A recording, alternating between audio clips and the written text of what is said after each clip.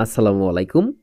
অর্থনীতির আরেকটি সাবজেক্ট নিয়ে আমরা নতুন আরেকটি ভিডিও সাজেশন তৈরি করেছি তোমাদের জন্য। তোমরা যারা ডিগ্রি ১ম বর্ষ পরীক্ষা দিচ্ছ, ২০২৩ সালে পরীক্ষাটা অনুষ্ঠিত হচ্ছে ২০২৫ এ। তাদের জন্য এই সাজেশনটি খুবই ইম্পোর্টেন্ট হতে চলেছে।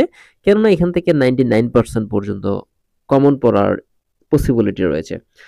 আর অবশ্যই আমাদের চ্যানেলটি সাবস্ক্রাইব করবা। বাকি যত সাবজেক্ট আছে প্রতিটা সাবজেক্টের সাজেশন এভাবে ফ্রিতে পাওয়ার জন্য। আমরা শুধু এইখানে সাজেশন দিচ্ছি না, যাদের প্রয়োজন বিনামূল্যে, সম্পূর্ণ বিনামূল্যে আমরা দিচ্ছি। সেজন্য অবশ্যই তোমাদেরকে আমাদের যে Facebook পেজে ডেসক্রিপশন লিংকে অথবা পিন কমেন্টে দেওয়া রয়েছে, সেখান থেকে পেজটিকে ফলো করে তারপরে মেসেজ দিবা। আমরা সরাসরি তোমাদেরকে সাজেশনটা দিয়ে দিব। এইজন্য তোমাদের কোনো পে করতে হবে না, আমাদেরকে কোনো পে করতে হবে না, কিচ্ছু করতে হবে না। সম্পূর্ণ ফ্রিতে আমি বলেছি। অনেকেই মনে করতে পারে যে বিজনেস, অনেকে আছে ইউটিউবের বেশিরভাগ ভিডিওতেই কিন্তু এখানে দেখা যাচ্ছে তারা বিজনেস পারপাস এগুলা করতেছে, সাজেশন বিক্রি করতেছে। আমরা কোনো ধরনের বিক্রি করতেছি না, সম্পূর্ণ ফ্রিতে দিচ্ছি তোমাদেরকে, তোমাদের কল্যাণের স্বার্থে তোমরা যাতে ভালো একটা পরীক্ষা দিতে পারো। তো অতি সংক্ষিপ্ত প্রশ্নগুলোর মধ্যে রয়েছে বেষ্টিত অর্থনীতি কি, মিশ্র অর্থনীতি কি, ইসলামী অর্থনীতির ধারণা কি, এরপরে রয়েছে গণতান্ত্রিক অর্থনীতি কি, সমাজতান্ত্রিক অর্থনীতি কি। প্রত্যেকটার উত্তর কিন্তু আমি এখান থেকে দিয়েছি। এরপরে অর্থনীতির জনক কে, অর্থনীতির জনক অ্যাডাম স্মিথ। এরপরে আছে অদর্শ হস্ত বলতে কি বোঝায়, অর্থব্যবস্থার বাজারে চাহিদা যোগান অপেক্ষায় বেশি হলে দাম বৃদ্ধি পাবে এবং যোগান এবং চাহিদা যোগান অপেক্ষা কম হলে দাম হ্রাস পাবে। দামের এই উঠানামাকে অদৃশ্য হস্ত বলে। অর্থনীতিতে কালি এবং কলম কি ধরনের? এটা হচ্ছে পরিপূরক, একে অন্যের পরিপূরক। গ্রিফেন দ্রব্য কি? গ্রিফেন দ্রব্য হলো নিম্নমানের বা নিকৃষ্ট দ্রব্যের সমপর্যায়ের দ্রব্য। চাহিদা বিধি কি? দাম এবং চাহিদার ক্রিয়াগত সম্পর্কটাকেই মূলত চাহিদা বিধি বলা হয়। যোগান বিধি কি? দাম এবং যোগানের ক্রিয়াগত সম্পর্ককে যোগান বিধি বলে। উপযোগ কি? কোনো দ্রব্য মানুষের অভাব পূরণ যে ক্ষমতা করে থাকে, যে ক্ষমতা থাকে তাকে দ্রব্যের উপযোগ বলা হয়। সমপ্রান্তিক উপযোগ বিধি কি? সমোপযোগী,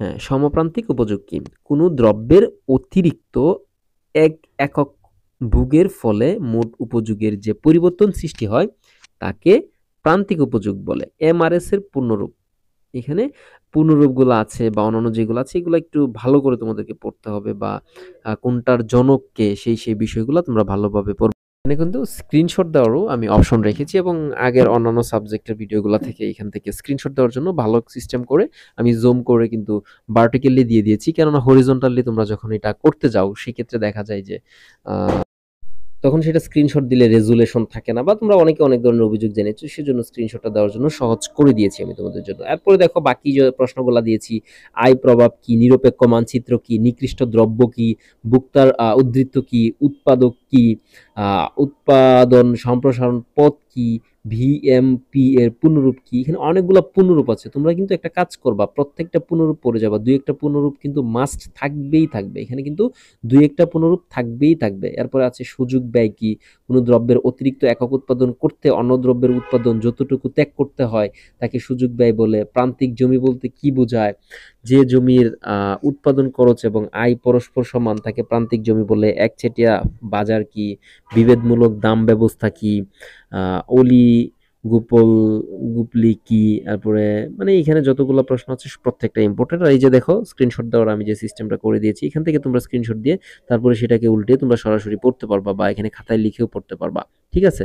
এরপরে আছে খাজনা কি, নিম্ন খাজনা কি, তারপরে আছে প্রকৃত মজুরি কি, অর্থনৈতিক মুনাফা বলতে কি বোঝায়, মুনাফা কি, অর্থনীতিতে সিদ্ধান্ত গ্রহণকারী এজেন্ট কারা, ধনতান্ত্রিক অর্থব্যবস্থা কি, দাম স্থিতিস্থাপকতা এবং যোগান স্থিতিস্থাপকতার সূত্রটি লিখো। চা এবং চিনি কোন ধরনের দ্রব্য? এগুলো হচ্ছে পরিপূরক, মানে ব্যবসার ক্ষেত্রে বিভিন্ন ধরনের পরিপূরক জিনিস বোঝানোর জন্য চা, চিনি, কফি এগুলা বোঝানো হয়ে থাকে। এবং নিকৃষ্ট দ্রব্য কি, গিফেন দ্রব্যের প্রবর্তককে, দীর্ঘমেয়াদ বলতে কি বুঝো, এএফসি রেখার আকৃতি কেমন, কোন বাজারে এআরএমআরপি হয়, যুগ সাজমূলক অলিগুপলি কি, বিজ্ঞাপন কি, ইত্যাদি ইত্যাদি। এবং এখান থেকে তোমরা স্ক্রিনশট দিলে প্রতিটা পেজের জন্য আলাদা আলাদা স্ক্রিনশটের ব্যবস্থা আছে, তোমরা এখান থেকে এগুলো দিয়ে পড়তে পারবা। এবং সংক্ষিপ্ত যে প্রশ্নগুলো দিয়েছি তার মধ্যে রয়েছে বেষ্টিত এবং সমবেষ্টিত অর্থনীতির মধ্যে পার্থক্য লিখো। চাহিদা রেখা বাম দিকে থেকে ডান দিকে নিম্নগামী কেন হয়? বুক্তার উদ্ধৃত ধারণাটি ব্যাখ্যা করো। এলএসি রেখা কনন এল আকৃতির হয়, কখন এল আকৃতির হয়? এলএসি রেখাটা কখন এল আকৃতির হয়? খাজনা এবং নিম খাজনার মধ্যে পার্থক্য লিখো। নিরপেক্ষ রেখা এবং নিরপেক্ষ মানচিত্র কি? নিরপেক্ষ রেখা এবং সমুৎপাদন রেখার মধ্যে পার্থক্য লিখো। চিত্র স্থির, চিত্র স্থির যেটাকে এফসি বলে এবং পরিবর্তনশীল ভিসি খরচের ধারণা দাও। পূর্ণ প্রতিযোগিতার একটি ফার্মকে বা ইত্যাদি ইত্যাদি যতগুলো টোটাল 29টা প্রশ্ন দিয়েছি। এখান থেকে কিন্তু যেগুলা 99% দেওয়া আছে পার্সেন্টেজ অনুযায়ী তোমরা পড়ে নিবা যেগুলো তোমাদের কাছে সব থেকে বেশি ইম্পর্টেন্ট মনে হয়। তবে ইনশাল্লাহ আমি যেগুলা দিয়েছি এর বাইরে কোনো ধরনের প্রশ্ন থাকবে না এবং রচনামূলক যেগুলো আছে সেগুলো তোমরা পড়বা। আমরা কিন্তু বিভিন্ন সাবজেক্টের উপর সংক্ষিপ্ত এবং রচনামূলক প্রশ্নের উত্তরগুলো সহ তোমাদের সাথে শেয়ার করছি এবং সেগুলো তোমরা দেখে নিতে পারো এবং যে যে সাবজেক্টগুলো তোমাদের রিকোয়েস্টেড থাকে যে এটার আহ, রচনামূলক এবং সংক্ষিপ্ত প্রশ্নগুলোর উত্তর দিতে হবে, আমরা শুধু সেইগুলোর দিই, কারণ সবগুলোর প্রয়োজন পড়ে না। তোমরা গুগল থেকে বা অন্যান্য মাধ্যম থেকে এগুলোর উত্তর বের করে নিয়ে পড়তে পারো বা অনেকের বই আছে, বেশিরভাগ মানুষেরই বই আছে, কিন্তু যাদের বই নেই তাদের জন্য একটু ডিফিকাল্ট হয়ে যায়। তাদের জন্য আমি সাজেস্ট করবো তোমরা গুগলে সরাসরি প্রশ্নটা লিখে সার্চ করলে অ্যান্সারগুলো কোনো না কোনো মাধ্যম হতে পেয়ে যাবো, অথবা চ্যাট জিপিটি অথবা অন্যান্য কোনো এআই মডেলকে জিজ্ঞেস করেও তোমরা কিন্তু এই প্রশ্নগুলোর আনসার পেয়ে যেতে পারো।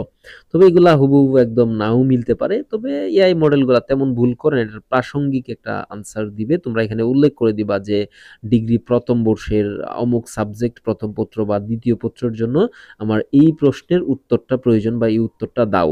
এভাবে যদি গুছিয়ে তোমরা তাকে প্রশ্ন করো তাহলে কিন্তু সরাসরি সুন্দরভাবে এবং একটা যৌক্তিক আনসার দিবে যেটা বইয়ের সাথে হুবহু মিলে যাবে।